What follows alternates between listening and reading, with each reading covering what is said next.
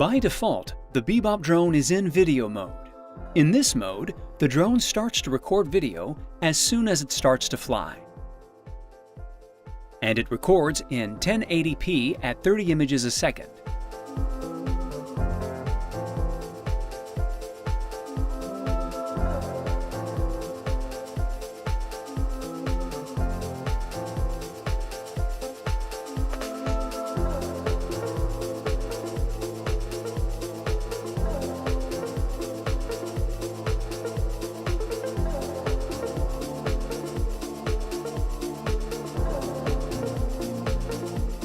To control the camera's positioning, slide your two fingers on the piloting interface in the direction opposite of the desired orientation. In Ace mode, you control the camera by using your right thumb on the joystick. Press on the Rec button to stop recording. While in video mode, you can also take photos by clicking on the photo icon. The Bebop's camera also allows you to take high-resolution photos. Activate the photo mode, which you can find in the Recording Features tab.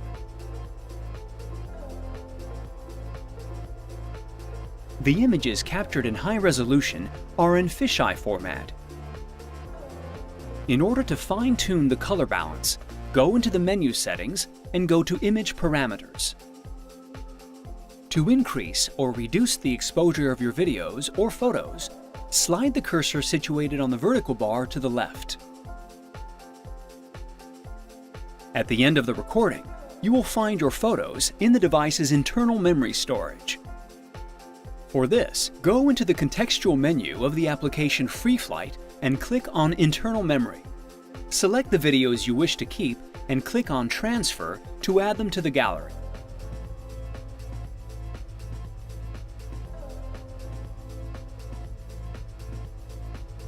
You can also either retrieve or erase material by connecting your Parrot Bebop drone to your computer directly with a micro USB cable provided.